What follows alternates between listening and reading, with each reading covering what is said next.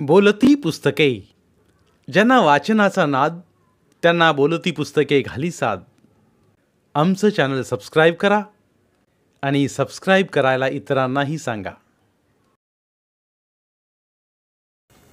नमस्कार श्रोते मित्र हो, बोलती पुस्तके सादर करीत आहे लेखिका सौ मिनल वसमतकर लिखित कादंबरी झनत्कार, भाग 17. मोहित मृगजाचा संसार कसा मजेत चालला होता. एक दिवस मोहित ऑफिसातून आला. मृगजाने व त्याने चहा घेतला व तो मृगजाला म्हणाला, आटोप, आपल्याला मामांकडे जायचं आहे. इतक्या उशिरा जायचं म्हणतोस? मृगजा, हो, मला मामांशी महत्त्वाचं बोलायचं आहे. आपण 2-4 दिवसात कार खरेदी करणार आहोत.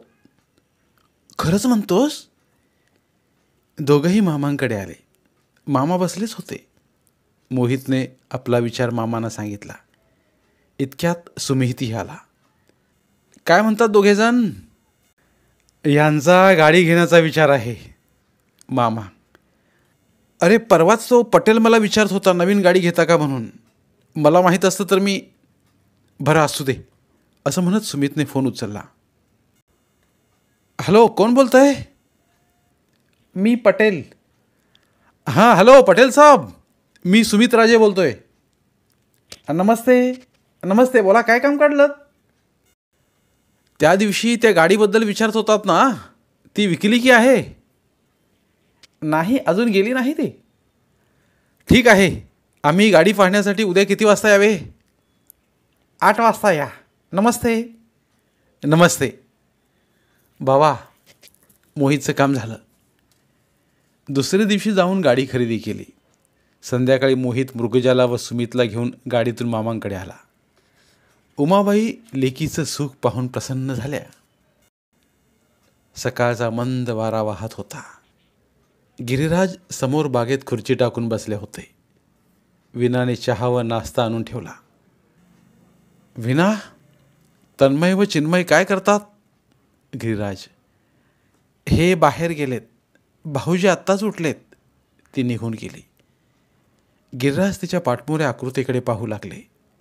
त्यांना रूपमती गेल्यापासून करमतच नव्हते. त्यात अलीकडे ही नवीनच सवय जडली होती. विना त्यांना मनातून आवडू लागली. म्हणूनच चहा नाश्त्याच्या निमित्ताने ते तिला बोलावत. अलीकडे चहा दूध तिच्या हातातून घेण्यापर्यंत गिरिराजांची मजल गेली होती. ही गोष्ट विनाच्याही लक्षात आली होती. पण आपला काहीतरी गैरसमज होतो म्हणून तिने मनातून काढून टाकले होते. आणि घरात बाई माणूस नसल्यामुळेही ती कुणाला सांगू शकत नव्हती आणि त्यांचे सारे करत होती. पण अलीकडे जरा जास्तच वाढत चाललं होतं. दुपारची वेळ होती.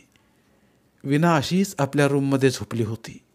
इतक्यात दार वाजल्याचा आवाज झाला म्हणून ती खडबडून उठून बसली. खोलीत गिरिराज आले होते. विना, मला भूक लागली आहे, थोडे खायला आण. विना उठली. तिने खारावलेले काजू, फळे, बिस्किटे त्यांना आणून दिले व ती बाहेर गेली. गिरिराजांनी सर्व खाल्ले व ते बाहेर गेले. त्यांनी कार काढली व ते लायब्ररीकडे गेले. पण त्यांचे मन आज कशातच लागत नव्हते. म्हणून त्यांनी किसनला पाठवून बंदूक व फुगे आणून घेतले. ते लायब्ररीच्या गच्चीवर गेले. त्यांनी फुगे फुगून हवेत उडवले आणि ते टिपले. अस्वस्थ झाले म्हणजे ते नेहमीच फुगे उडवत. पण रूपमती होती तोपर्यंत ते कधी असे अस्वस्थ झालेच नव्हते. रूपमती गेल्यापासून त्यांच्यामध्ये एक पोकळी तयार झाली होती. ते मनात काही ठरवूनच घराकडे परतले तेव्हा बराच अंधार पडला होता. ते हॉलमध्ये जाऊन बसले. त्याने किसनला चहा आणायला सांगितलं. थोड्याच वेळात किसन चहा घेऊन आला. किसन, चिन्मय आला नाही अजून? गिरिराज, नाही आले. यायला उशीर होईल म्हणून मला सांगितलं त्याने. किसन, तन्मय? गिरिराज, नाही, तेही अजून आले नाहीत. असं? बरं, म्हणून तो निघून गेला. गिरिराज उठले. विनाच्या खोलीकडे वळले. समोर हरणी नव्हती. त्याने दार उघडून पाहिले. तिथे विनाही नव्हती. ते बागेकडे निघाले. रस्त्यातच त्यांना हरणी स्वयंपाकघराकडे वळताना दिसली. ते सरळ बागेत गेले. विना चिन्मयची वाट पाहत बसली होती. गिरिराज मागून आले. त्यांनी झोका धरला आणि स्वतः झोक्यावर बसून त्याने एक मोठा झोका घेतला. विनाचा हात हातात घेतला आणि तिला जवळ ओढण्याचा प्रयत्न केला. तिचा पदर धरला. अंधार असल्यामुळे हे कोणालाच दिसलं नाही, पण विनाने जोरात झोका चालू असताना झोक्यावरून उडी मारली व ती चालू लागली. उडी मारल्यामुळे तिच्या पायाला थोडे लागले होते. गिरिराज तिच्या मागून चालू लागले. रागावलीस? अगं मी गंमत केली. ती त्यांना झिडकारून निघून गेली. ती मनात सारं समजली होती. ही गंमत नव्हती. थोड्याच वेळात चिन्मय तन्मय दोघंही आले. हरणीने रोजच्यासारखी 4 ताटं मांडली. गिरिराज, तन्मय, चिन्मय येऊन बसले. वहिनी कुठे गेल्या? जेवायला आल्या नाहीत? तन्मय म्हणाला. बाईसाहेबांचं डोकं दुखतंय, त्यांना जेवायचं नाही म्हणाल्या. असं बोलली नाही काही मला, मी पाहतो, असं म्हणत चिन्मय उठला व विनाजवळ गेला. विना, बरं नाही वाटत? असं म्हणत त्याने तिच्या डोक्यावर हात ठेवला. डोकं चांगलंच गरम होतं. विना, फोन का नाही केलास मला? ताप आहे तुझ्या अंगात, मी डॉक्टरांना बोलावलं असतं. नको, राहू द्या, बरं वाटेल मला. तुम्ही जेवण करून लवकर या. मला एकटं एकटं वाटतंय आज, विना म्हणाली. आता आलोच मी जेवण करून. काय म्हणते सुनबाई? गिरिराज. अंगात ताप आहे पण होईल कमी म्हणते चिन्मय. गिरिराज मनात सर्व समजून चुकले होते. जेवण करून गिरिराज आपल्या खोलीत निघून गेले. चिन्मयबरोबर तन्मय विनाच्या खोलीत आला. वहिनी, दुपारी काही म्हणाला नाहीत? मी पाहिलं असतं कामाचं, दादाला लवकर डॉक्टरांना घेऊन पाठवलं असतं. तिचे डोळे भरून आले. भाऊजी होईल कमी असे म्हणत असताना तिच्या मनात आलं, तो बाप आणि हा मुलगा किती फरक आहे दोघांमध्ये. तन्मय असला म्हणजे पाठच्या भावाचा आधार वाटतो आपल्याला. वहिनी, येतो मी, आराम करा तुम्ही, असे म्हणत तन्मय निघून गेला. चिन्मयने दार बंद केले. विना, एकदम काय झालं तुला? मला उद्या थोडं बाहेरगावी जावं लागणार होतं, पण तुला असं सोडून जाणं. मला 4 दिवस आईकडे नेऊन सोडा आणि तुम्ही जा, मलाही जरा बरं वाटेल. खरंच किती दिवस झाले तू माहेरी गेलीच नाहीस. उद्या तयारी कर, नेऊन सोडतो तुला. विना आईकडे आली. तिला थोडे बरे वाटले. ती मनात सारखा विचार करत होती, याचा शेवट काय? काहीतरी केलंच पाहिजे. आईला सांगावे का? नकोच. विना, ए विना. काय आई? अगं तुला काही होतंय का? अशी एकटीच काय बसतेस? अलीकडे हसणं बागडणं सारं गेलंय तुझं. अगं आल्यापासून पाहते उदासच दिसतेस. तुला काही त्रास आहे का? तुझा काहीतरी गैरसमज झालाय, मला काही झालं नाही, विना म्हणाली. ती संध्याकाळी जेवण करून आपल्या खोलीत झोपण्यासाठी गेली, पण काही केल्या तिला झोप येईना. ती उलटसुलट विचार करत होती. पुढे काय? हा सासरा पुढेही असाच वागू लागला तर काय व्हावे आपले? एक दिवस भ्रष्ट करील तो आपल्याला. त्याचा काटा निघालाच पाहिजे. एकतर त्या घरात तो राहील, नाहीतर मी राहीन. उगीच नाही पहिली पत्नी सोडून गेली, नाहीतर तरण्या ताठ्या मुलीला यानं काय केलं असतं कोण जाणे. शेवटी तिने मनात पक्का विचार केला आणि सकाळी सकाळी तिला झोप लागली. ती उठली ती निश्चित विचार करूनच. तिने चहा घेतला, स्नान केले व दुपारी जेवण झाल्यावर ती म्हणाली, आई, मी जरा गीताकडे जाऊन येते ग, फार दिवस झाले भेट नाही. असे म्हणत ती बाहेर पडली. थोड्याच वेळात ती गीताकडे जाऊन परत आली. तेव्हा चिन्मय तिला नेण्यासाठी संध्याकाळी आलाच होता. लेक जावयाला जोशींनी जेवण घातलं व लेकीला पाठवलं. निघताना विना आईच्या पाया पडली. येते मी. दोघेही गाडीत बसले. गाडी बंगल्याच्या दिशेने निघाली. थंड हवा सुटली होती. विना, आता बरी आहे ना तब्येत? चिन्मय: हो, बरं वाटतंय आता. विना. दोघेही बंगल्यावर आले. दारातच गिरिराज व तन्मय दोघेही होते. विनाने गिरिराजांना नमस्कार केला. सौभाग्यवती भव. गिरिराज म्हणाले. किसनने सुटकेस आणून विनाच्या खोलीत ठेवल्या.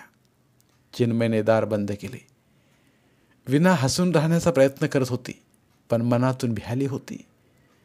सकाळी गिरिराजांना नाश्ता, चहा, त्याबरोबर पेपर हे सर्वच विनाने स्वतः नेऊन दिले. बैस विना. गिरिराज. ती खाली बसली. कशी आहे तब्येत? गिरिराज. बरी आहे. असे करता करता 5-6 दिवस झाले. विना या 5-6 दिवसात तत्परतेने गिरिराजांचे सर्व काही करत होती. कधीकधी गिरिराज तिचा हात धरत तरी ती गप्प बसे. ती योग्य संधीची वाट पाहत होती आणि ती संधी लवकरच आली. ती 4चा चहा गिरिराजांना द्यायला गेली. विना, उद्या कलेक्टर व त्यांच्या पत्नी यांना आपल्या बंगल्यावर पार्टी आहे. तू सर्व तयारी करशील ना आणि स्वतः हजर राहशील ना? गिरिराज म्हणाले. हो, करेन मी. ती म्हणाली. आणि तूही झकास दिसली पाहिजेस ना? गिरिराज. ती छानशी लाजली आणि आत गेली. गिरिराज मनात विचार करू लागले. विना समंजस आहे. हे सुनेचं नातं. बरं झालं, थोड्याच दिवसात तिला आपलीशी करता येईल. सकाळीच विना लवकर उठली आणि बंगल्याच्या मागच्या खोलीत वळली. तिने दार उघडले. ती आत गेली. परत दार बंद करून घेतले. घोडे, वाघ यांचे पेंडे भरण्यासाठी आर्सेनिक ठेवले होते.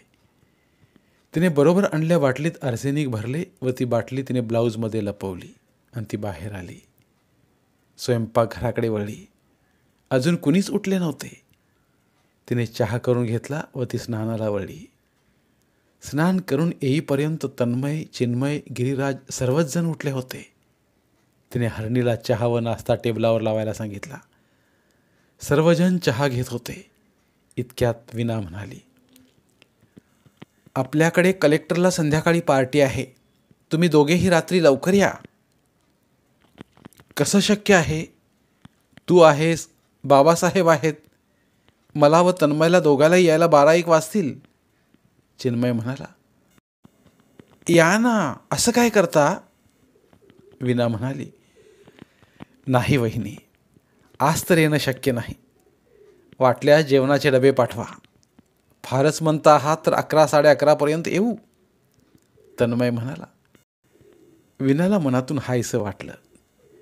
दोघेही 12 वाजेपर्यंत येणार नव्हते.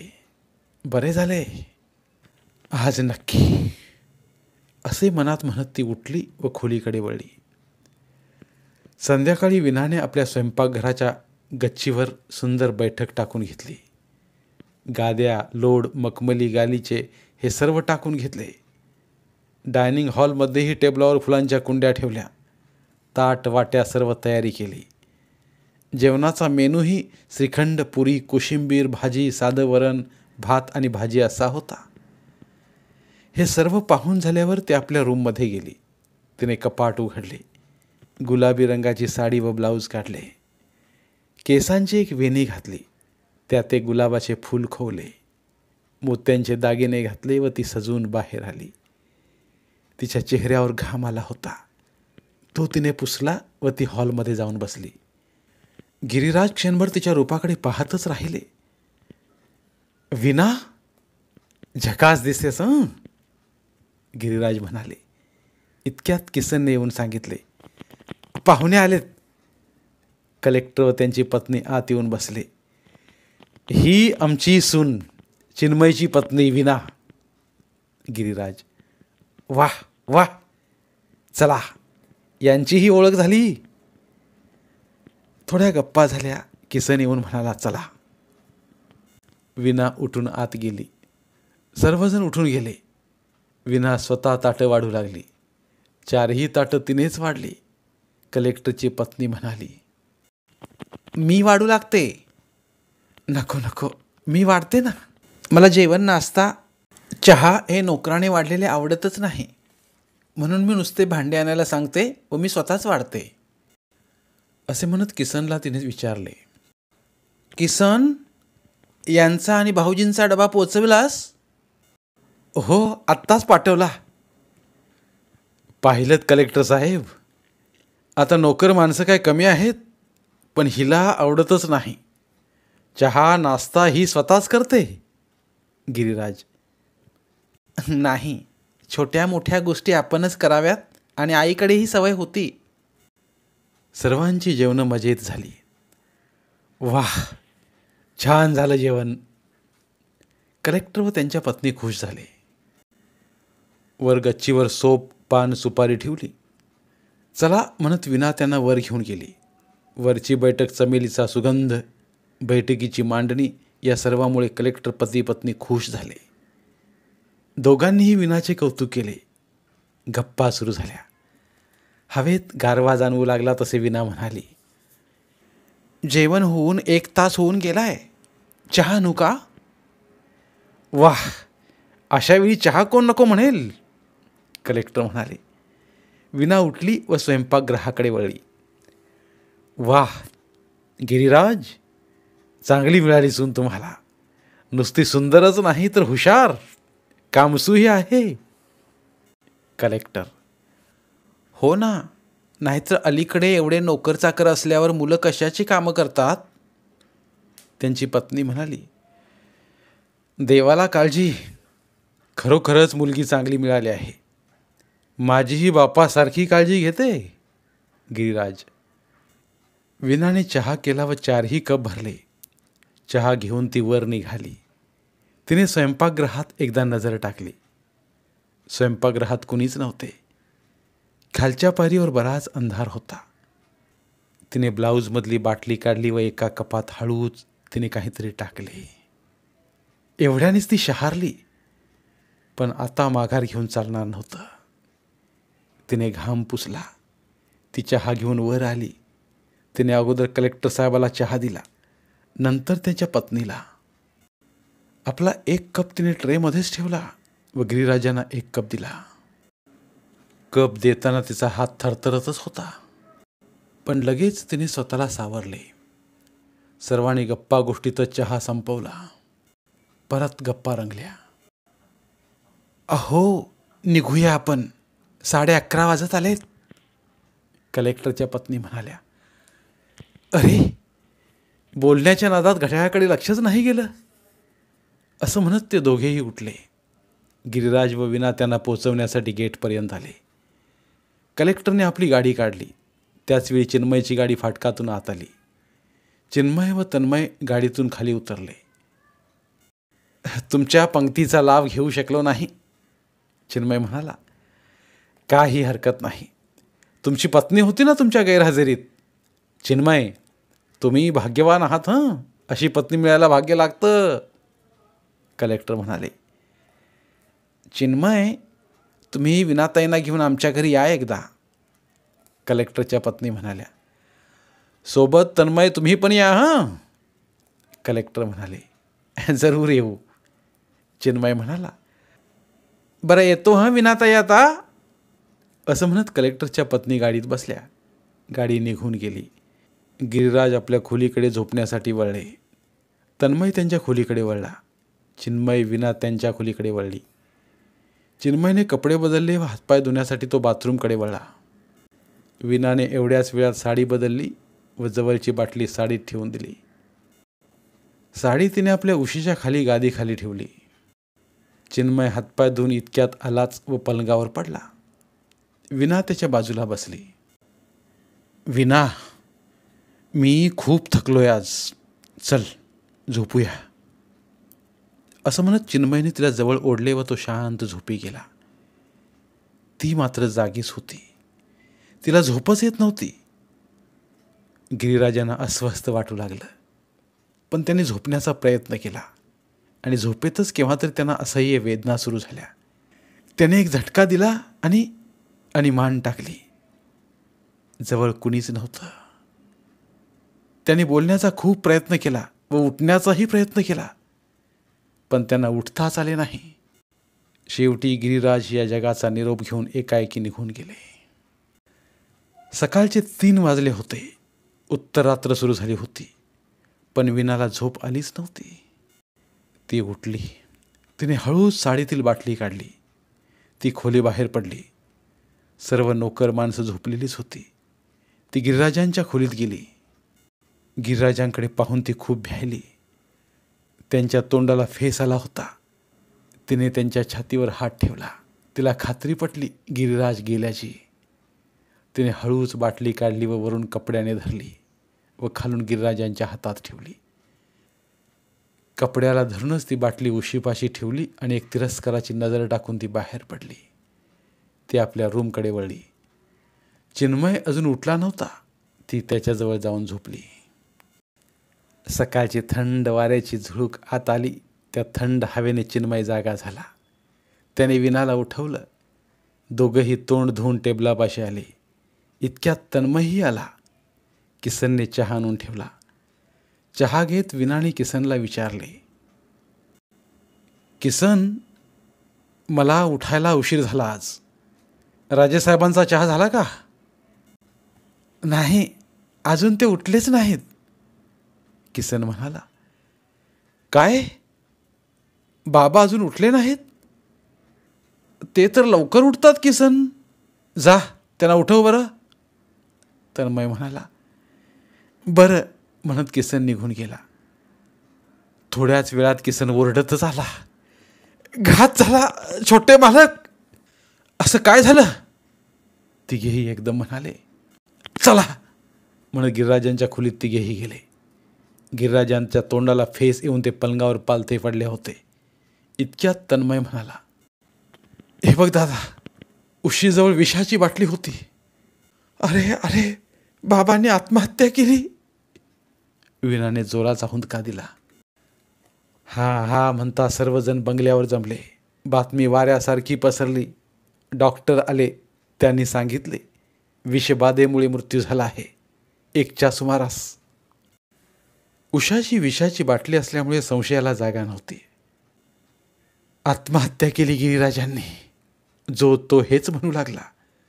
रूपमतीचा विरह सहन करू शकले नाहीत राजेसाहेब, म्हणूनच त्यांनी आत्महत्या केली.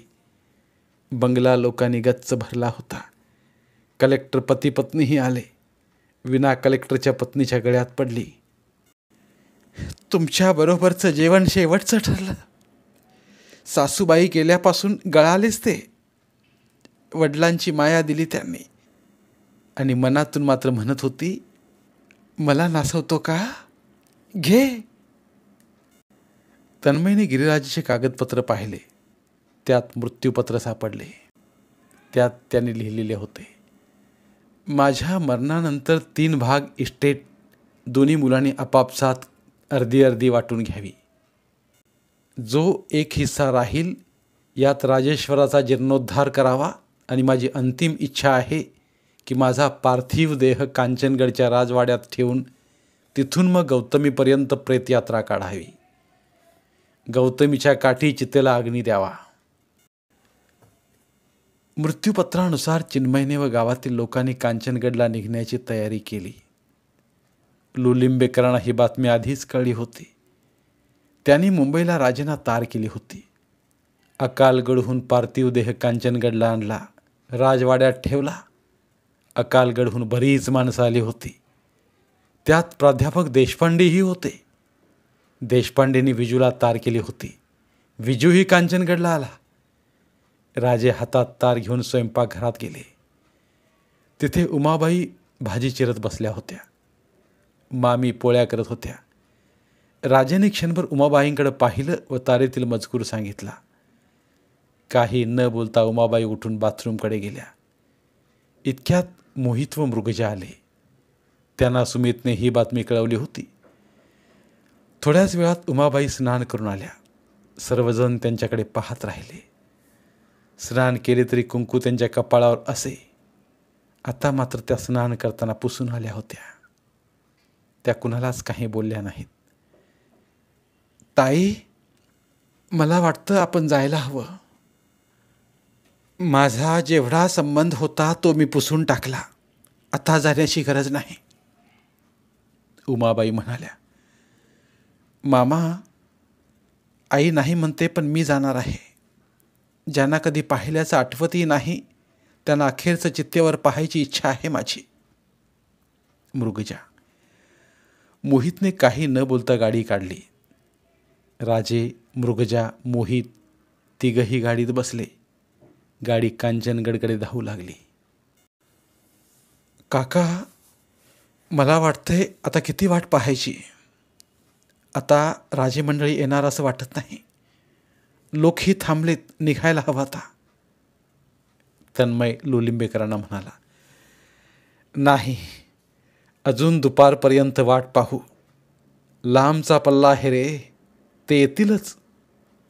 लोलिंबेकर. मलाही वाटतं येतील म्हणून. गुंडे म्हणाले. कांचनगड फुलून गेलं होतं. राजवाड्यात जागा पुरत नव्हती. दिवाणखान्यात गिरिराजांचा पार्थिव देह ठेवला होता. ज्याजवळ चिन्मय, विना, तन्मय, राजे गुंडे बसून होते. इनामदार आलेल्या लोकांची घरी, हॉटेलवर व्यवस्था करीत होते. विजयी इनामदारांना मदत करत होता.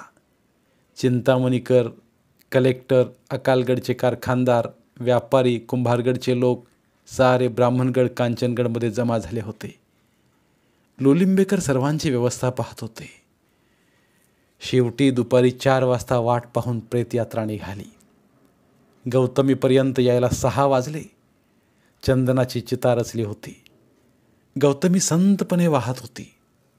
ज्या गौतमीने आईवडिलांच्या हाताला धरून गणपतीच्या पाया पडण्यासाठी येणारे बाळराजे पाहिले होते, ज्या गौतमीने पहाटे अर्ध्य देणारे युवराजांचे रूप पाहिले होते, ज्या गौतमीने रूपमतीबरोबर नौकाविहार करणाऱ्या गिरिराजांचे तारुण्य पाहिले होते, तीच गौतमी आज संतपणे हे आगळं वेगळं रूप पाहत होती. लोलिंबेकरांना अजूनही वाटत होतं राजे मंडळीपैकी कोणीतरी येईल. ते गुंडेंना व इनामदारांना तसे म्हणाले. पण सर्वच जण म्हणत होते, आता वाट तरी किती पाहायची. चिन्मयने प्रेत चितेवर ठेवले. इतक्यात इनामदार म्हणाले, थोडंसं थांबा, लांबवर गाडीचा धुळा दिसतोय. सर्वजण त्या दिशेने पाहू लागले. थोड्याच वेळात गाडी गौतमीपाशी आली. लोकांनी रस्ता सोडला. राजे, मोहित, मृगजा तिघेही चित्तेपाशी आले. लोलिंबेकरांची नजर उमाबाईंना शोधत होती, पण त्यांना त्या कुठेच दिसल्या नाहीत. मृगजा चित्तेच्या अगदी जवळ गेली. तिने चित्तेवर वाकून गिरिराजांचं रूप पाहिलं. तिला काहीतरी आठवलं. तिच्या कानात शब्द गुणगुणले. मृगजा, शेंगदाणे घे, बिस्किट पाहिजेत. मोहित तिच्या मागे आला. मृगजा एकदम भानावर आली. हेच रूप आपण अगदी लहानपणी पाहिलं. राजे जवळ आले. मृगजा बाजूला झाली. चिन्मयने चितेला अग्नी दिला. गौतमीवर जत्रा भरल्यासारखं वाटू लागलं. 4000 लोक होते अंत्यविधीला. ज्वाला आकाशाला भिडल्यासारख्या वाटू लागल्या. एक जनत्कार संपला होता. एक विश्व लोप पावलं होतं. कांचनगडची खरी संस्थानी राजवट आज विलयाला गेली होती. लोक हळूहळू पांगू लागले. चिता शांत झाली होती. मृगजा शांत झालेल्या चितेकडे पाहू लागली आणि ती गाडीकडे वळली. म्हणून तिच्या पाठोपाठ मोहित गेला. राजे लोकांमध्ये होते.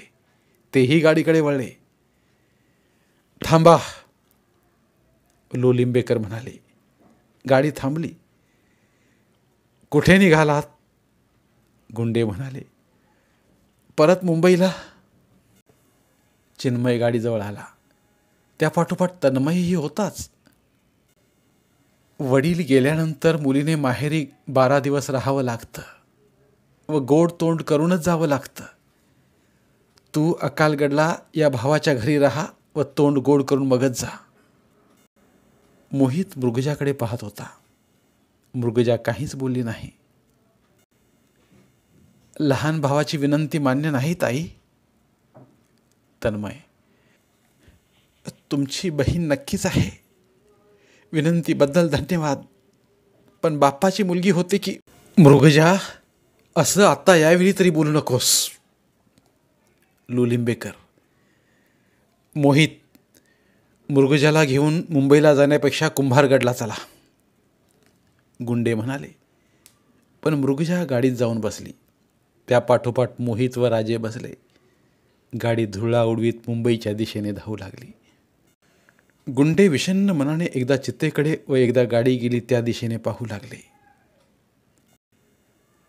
गुंडे, सर्व जनत्कार आता संपलेत. सर्वजण केव्हाच परतलेत. अंधार पडलाय, चला. इनामदार म्हणाले.